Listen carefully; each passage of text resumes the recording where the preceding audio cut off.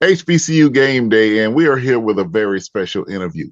As you've seen our special highlighting females who have led HBCU marching bands, we have a true pioneer on. She was the first drum major of Howard University, Miss Mary Frances Spruce. How are you doing today? I'm wonderful, highly blessed and favored. Well, awesome. Well, we decided to do a series on women who've led HBCU marching bands. And not only did we begin to get more information about the recent drum majors, but then I got a message about someone who has been on the forefront, not only the first drum major, but one of the first women in Howard's band. Yes, and I'll say not the first woman in Howard's band, but the first woman in Howard's band to lead the band, to be asked to lead the band. Oh, that is amazing. So just talk about your journey to Howard University from high school. How did you get to Howard, and how did all of that happen? You ended up at one of the premier HBCUs. Okay. Well, I went to Howard High School in Chattanooga, Tennessee, and it too was very legendary. And a few people came out of there that were history makers. And we were the Marching 100, led by, we call him Prop Grady Black. And during my sophomore year there, I was asked to step out and lead with my cousin and two other guys in the band. So I was the first female drum major at my high school back in 1960, 67, 68, whatever year that was. Mm-hmm. And we basically, he patterned us after the Florida A&M FAMU's band. So we were kind of the baby rattlers. And we had that same style and that same entertainment value, but we were musicians and the orchestra, concert band, everything. So we could play, put it that way. And then when it was football season, we brought down the Friday night lights and we gave you a show on Friday night and marched in parades and stuff. So yeah, we definitely did our thing. So it started there. And when I graduated, I don't know, I was just pointed to the map and I said, okay, I'll go here. And it was Howard University. So when I got to Howard, and I was also Miss Howard High School during my senior year at Howard High School. So now my journey begins at Howard University. So when I got to Howard, I played in the band my first year, my second year, and my brother was like, no, he pulled you out your first year. But I said my first year I played in the band. But then the band director, Mr. Penn, I think William Penn, he said, look, he said, you just look different marching inside. We were the Nifty 50 then. We were small in numbers, but I say mighty in power. We could play. We were musicians, and quite a few were music majors, and some had just been in their high school bands and wanted to continue. And but he just said, I need you to come out front. I think then the drum major was Joe. He said, I need you to come out front with Joe because you high stepping, your knees are up 90 degrees and everybody else is pretty much walking. You need to lead.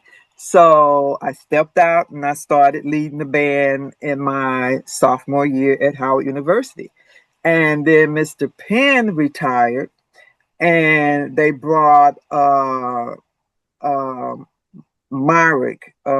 Richmond Myrick from Florida A&M University. He became the band director. And so, he came from the school that I wished I could have attended back then. And because back then they wouldn't let females in the band at Florida A&M. And so he kind of checked me out and, then he brought his friends who were in the DC area that had played in the band to help him build the band. And he did build the band. By the time I graduated, we did become the Marching 100. And they were checking me out to see if I really had the skills, because, you know, they were from that whole, you know, group of females don't even join the band, much less lead the band. But I proved them wrong. And they said, well, she got some skills. Okay, I'm going to keep her. I'm going to let her stay out front. I'm going to let her. Plus, you know, with being a drum major, it comes with a certain amount of leadership, because you choreograph. Back then, we didn't have choreographers. We were the choreographers. You needed to understand also things about sections and how they play and how they sound. And so we kind of did all that. And then we had, of course, just like you have your basketball teams and stuff, and you have your team meetings and you have your meetings with your leadership. We did that as musicians, as leaders of the band. And I marched with also at the school when we became the Marching 100, there were 3 other guys as well. And we led the band. So I was the female, and there were these 3 other guys I call them as my support, but we supported each other. And we came up with, you know, routines and things that we did together as a group of 4, Fab 4. Well, that's really amazing to hear about your journey. It's just amazing of why we HBCUs are so unified, because we are so intertwined. No matter how you look at it, we are intertwined one way or the other. And kind of your story highlights that, how way up in Howard in DC was affected by some things maybe happen from all the way down in Florida, you know, with Florida, yeah. You know, and how all of our schools and all of our institutions are intertwined in HBCU. And, you know, I was totally amazed as we started doing research on female drum majors to get over 40 responses in. I never knew there were that many female drum majors, and to just see their stories and hear their stories of these remarkable women on HBCU Game Day. We did the story as part of Women's History Month, but we didn't rush it because it started getting bigger, and it was bigger than only being on Women's History Month. We needed to put the whole story out. We actually ended up with, there were so many female drum majors, about 40. We decided to break it up into 3 parts because we didn't want to just put a list. We wanted to make sure we were able to tell each one of the ladies' story. We let them tell it. And there are just some remarkable stories about stepping out in front of the band in that HBCU culture. Many were first. You know, in some schools, there was only 1 drum major. So that young lady is in effect the head drum major. Yeah. And, you know, which means that the ultimate leader of the bands. Yeah. And so it's just amazing. And when we heard your story, we just felt we had to investigate and get as much information and interact with you to find out more about your story. As you watch today, as more females are able to be leaders of the band, how does that make you feel now about your journey and the importance of your journey? I actually feel good about it because somebody has to start it. And they're living in a time now where I would say during my day, we were limited. We were limited by resources. We didn't have social media. We didn't have all of that could connect us globally and nationally. But we were in our own pockets doing our own thing. So to be the trailblazer to open the door, that, hey, women can do a lot, and our mindsets and how we think, we're very strong. We're powerful. We have it going on when we got we got that thing. And so when I started hearing about, and the young lady that's at Howard now, and the young lady that's at Florida A&M, I actually sat here during the Oscars and went, because so much was going on during that musical number they did. I didn't even know she was down there in the corner. I was just fascinated by the fact that the movie was getting the play that it was getting, because when I left Howard, I went to NYU and went to film school, and I came out here to be the next Spielberg. It is Spielbergian in a female perspective. And I did work in the industry, but then I went to education. But then when they played it back and I played it back, I actually kind of shed a few tears, because I just said, my, we have come a long way. And the fact, too, that quite a few of these women are my sorors, because I pledged Delta Sigma Theta sorority when I was also there marching in the band. And so a lot of my line sisters, who one connected me to you, it just did my heart good. I said, if they say, you always say when it's time for you to transition up, that you hope that someone up there says, well done, my good and faithful servant. And that's kind of how I felt. Well done. You opened that door. And now look at how far the female can come now, who's taking that leadership role. Get your props, my sister. Absolutely. And she's referring to Alua Madupe Aloyede, better known as Dupe, the head drum major at Florida A&M University, the first female head drum major at Florida A&M University. Gotta say that just like you said, you all opened a door years ago, and drum majors have. And speaking of, Alana's her name, the head drum major at Howard now, and Dupe actually opened the season together in Miami at Orange Blossom Classic, 2 head female drum majors, which was very impressive in itself. And it kind of elevated the visibility of the female athletes to start the year. And then as things continue to progress, as we've documented, Dupe has had an amazing year leading, a very visible. And as one of the other female drum majors said, she hasn't dropped the baton, and she's continued to, make all of the female drum majors proud. And I realize also in doing this story that, as you said, by social media, a lot of these young ladies are connected. They share stories, share their challenges, how they got through things. And that's a whole amazing culture of all the women who've led HBCU marching bands. Absolutely. And so I also learned some interesting things about you and your photography. Just talk about being part of the press corps. Okay. So after I graduated, I went for Europe and lived there and modeled and danced, because I did at Howard. And in my DC days, I danced with renowned Laverne Reed dancers. And I went to Europe for a year, and I modeled and I danced and I performed there. When I came back, I came back to Howard and got a master's in mass communications. And I then got hired as a vacation relief broadcast technician at the ABC affiliate. And I learned how to operate the news cameras. So I was always fascinated by, photography and taking pictures. So now I learned the moving picture skill, but taking news.